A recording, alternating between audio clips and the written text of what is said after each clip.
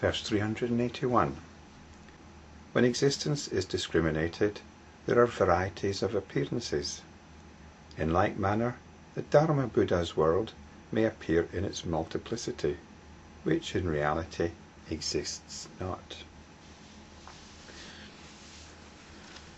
This verse is in the context of other verses which are about the transformation Buddhas. The transformation Buddhas are another way of expressing enlightenment practice, and it's about reminding us to do it, because this is the main problem. We keep forgetting. That's why there are so many of these verses. That's why there are so many of these wisdom texts. These are our pathways to remembering. Remembering what is described here as the Dharma-Buddha. So the Dharma-Buddha is what we are coming back to. It's realization of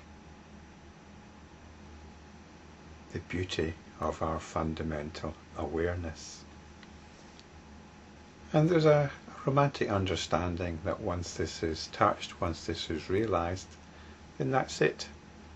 Mission accomplished, end of story.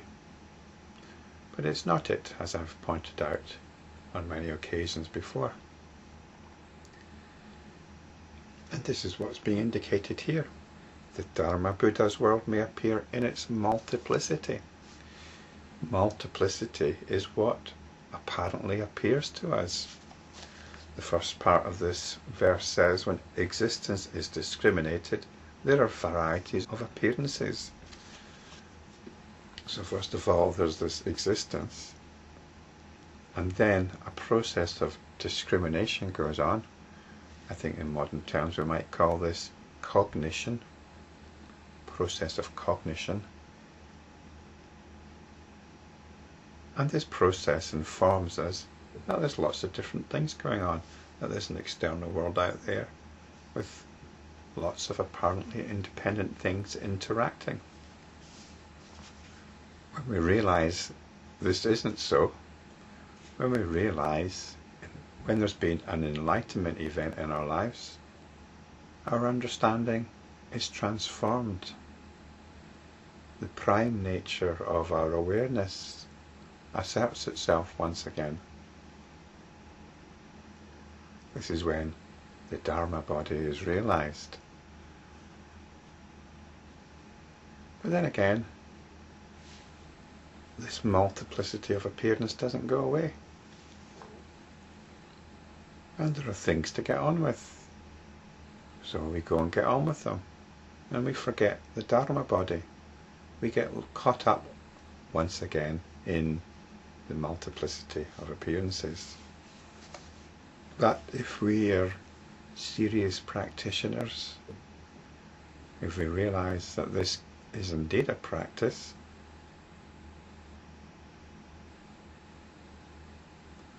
then we realize that this multiplicity in reality exists not. And this understanding is developed in the next verse. Verse 382. The Dharma-Buddha is the true Buddha, and the rest are his transformations. According to a continuous flow of their own seeds, sentient beings see their Buddha forms. So the Dharma-Buddha is realization itself, it's enlightenment. But there are other Buddhas which we can see around us. There's a historical Buddha, there are Buddha figures, there's various understandings of the Buddha. We needn't be concerned with all of these. We needn't be concerned with our own understanding of what spiritual teachings are about, of what Buddhism is about. all we need to be concerned with is realizing the Dharma-Buddha, the Dharma body. There's a constant challenge going on. The challenge is not to get caught up in ideas, in thoughts.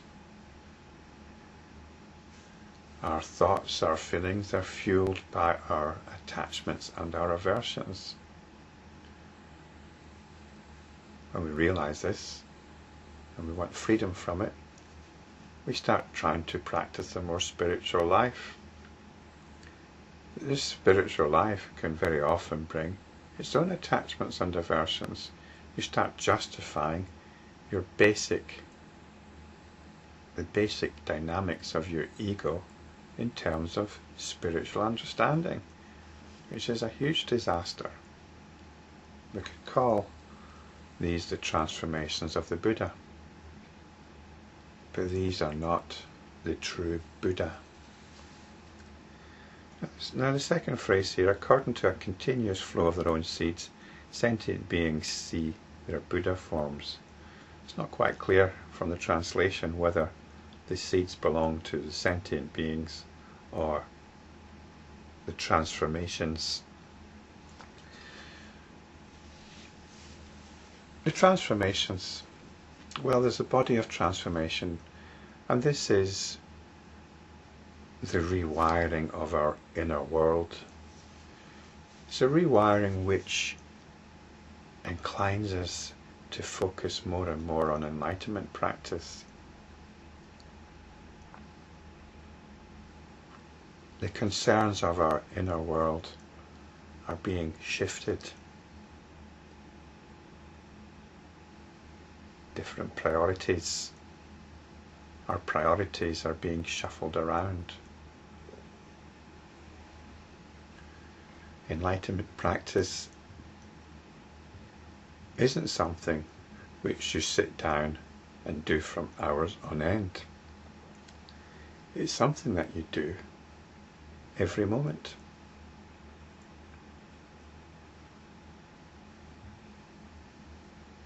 It's the perspective which you bring to everything that you do. It's not separate from everything that you do, in the sense that it's a separate activity. It's separate in the sense that it actually separates you from getting automatically lost in your activity. So these are the transformations of our inner world, and these transformations are happening in the arena of our everyday activity. So the seeds can be the seed of our own practice, which are also the seeds of the Buddhas. So this is the theme of this run of verses. We can practice at any time, at any place, no matter what we're doing. There's always an opportunity to touch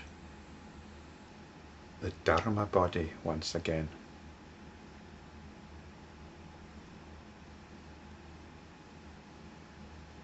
And to take this opportunity involves a transformation of our inner landscape, our psychic landscape.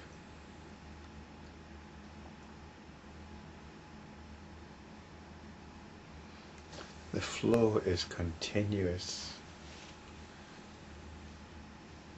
We need never be cut off from realization of the Dharma-Buddha, the true Buddha.